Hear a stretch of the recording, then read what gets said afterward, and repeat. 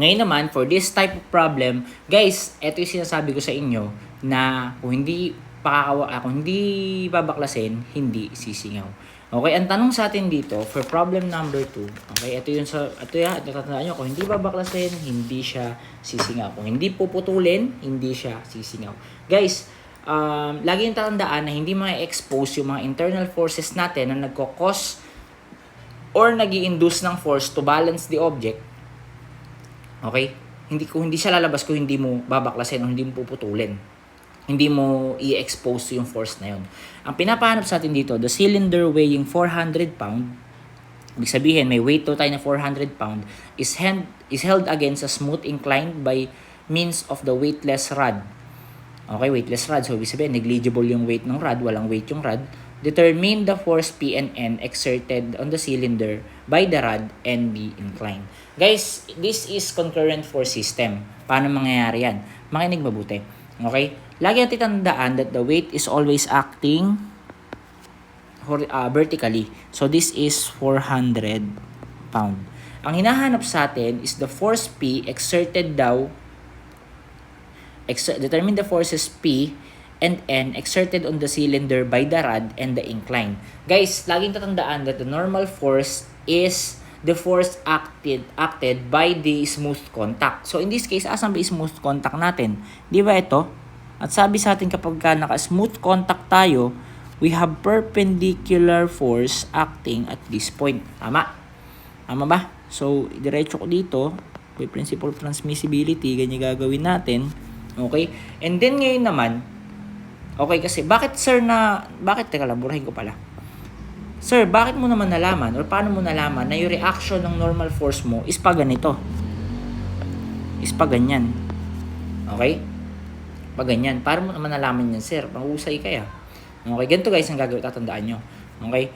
For example, ang sinasabi ko guys na pakawalan is yung isipin mo na tanggalin yung support na yon. For this example, tanggalin natin to. Paano ba yan?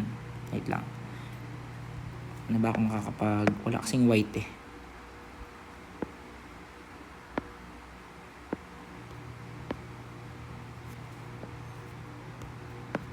Wait lang ah. Wait lang.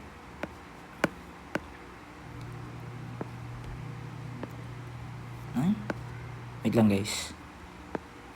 Ganon. Okay. For example, teka nga, huwag nga yan.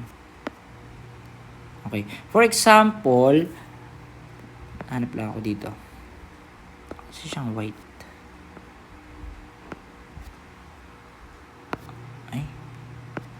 Wait lang guys. For example, tatanggalin ko to. Tatanggalin mo yan, as in babaklasin mo yan. Sa tingin mo, pag tinanggal mo yung support na yan, tanggalin mo lang tatanggalin lang natin.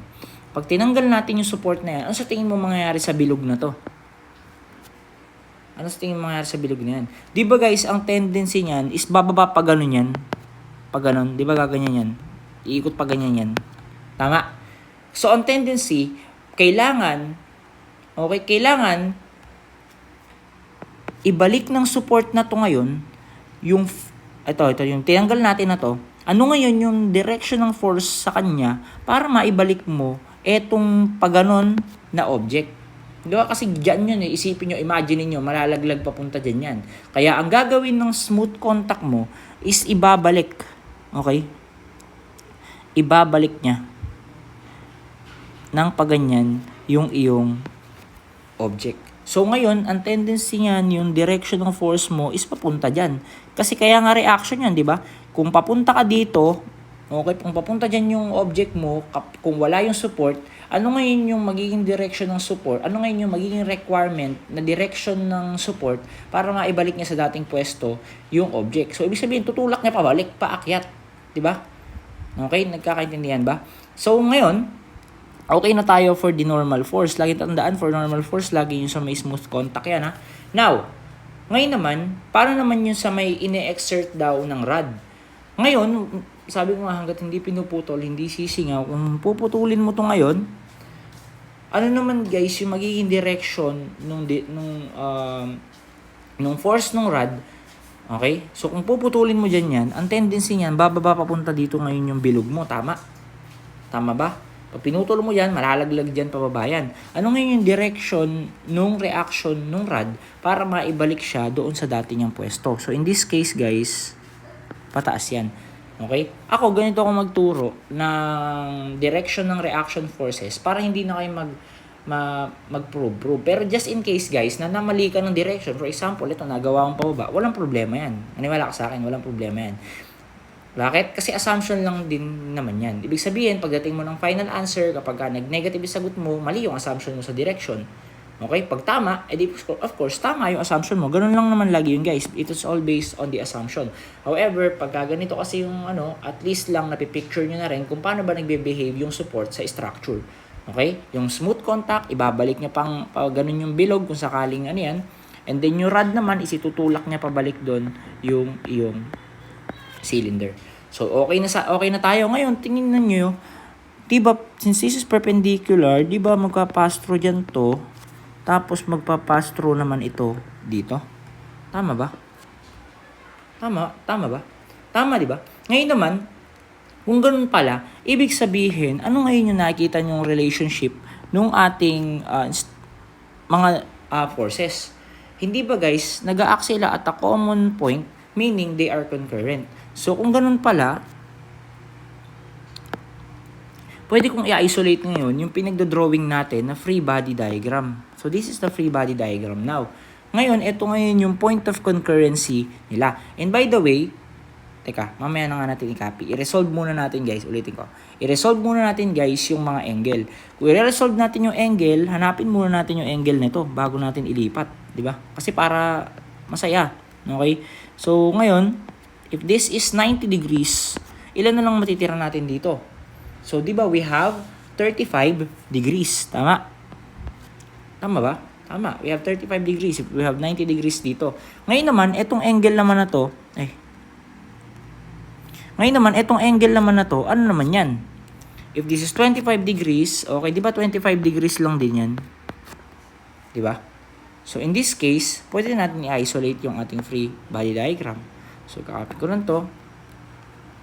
Okay, paste ko lang dito. So, tanggalin muna natin itong nasa taas na to. Okay, so ulit.